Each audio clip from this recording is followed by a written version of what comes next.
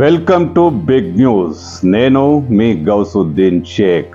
ఉన్నదే రాస్తా, చూసిందే చెప్తా.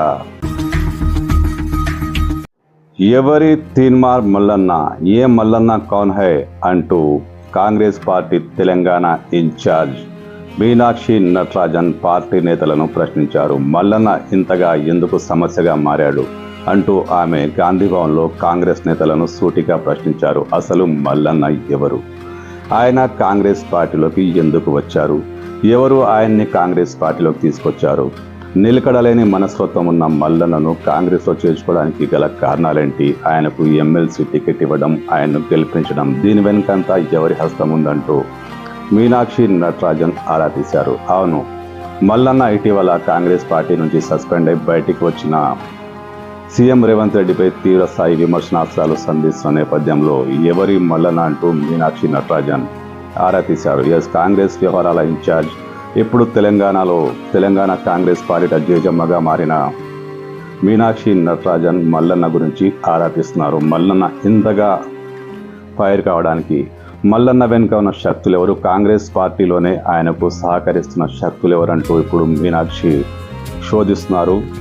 ఆ నాయకులు ఎవరో వాళ్లను గుర్తించాలంటూ పార్టీ వర్గాలకు ఆదేశాలు జారీ చేశారు. అంటే మల్లన్నపై కాంగ్రెస్ పార్టీ సీనియర్గా ఉంది. నిజం చెప్పాలంటే కాంగ్రెస్ పార్టీలో కొత్తగా చేరిన వాళ్ళ పట్ల మీనాక్షి నటరాజన్ అసంతృప్తిగా ఉన్నారు.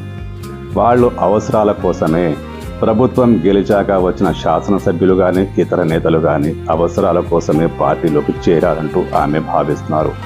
అందుకే గత 10 సంవత్సరాల నుంచి కాంగ్రెస్ పార్టీలో ఉన్న నాయకులు ఎవరు? పార్టీకి సేవలు అందించిన వాళ్ళెవరు? ఎన్నికలకు ముందు కాంగ్రెస్ పార్టీలో చేరిన నేతలు ఎవరు? గెలిచిన తర్వాత వచ్చిన నేతలు ఎవరు? వీళ్ళందరినీ 3 వర్గాలుగా కేటగిరించి, వీళ్ళను 3 వర్గాలుగా విభజించి వీళ్ళలో ఎవరు కరెక్ట్ ఎవరు రాంగ్ అనే విషయాన్ని ఇప్పుడు మీనాక్షి నటరాజన్ లెక్క తీస్తున్నారు. అంటే కొత్తగా చేరికలకు ఆమె వ్యతిరేకంగా ఉన్నారు. పార్టీలో అవసరాల కోసమే చేరిన నేతలను పక్కన పెట్టి పార్టీకి అంకితభావంగా పనిచేసిన నేతలకి పదవులు కేటాయించాలంటూ ఆమె చాలా సూటిగా పార్టీ వర్గాలకు చెప్పేశారు. అంటే ఫిరాయింపులకు ఆమె వ్యతిరేకం. అవసరార్థం కాంగ్రెస్ పార్టీలో చేరి కాంగ్రెస్ కార్యకర్తలపై పెత్తనం చేసిన వారి పట్ల ఏమాత్రం ఉపేక్షించబోమంటూ ఆమె హెచ్చరికలు జారీ చేశారు. అంటే కాంగ్రెస్ పార్టీకి చాలా కాలంగా సేవ చేస్తున్న వారికి గుర్తింపు ఉంటుందంటూ మీనాక్షి చెప్పకనే చెప్పారు.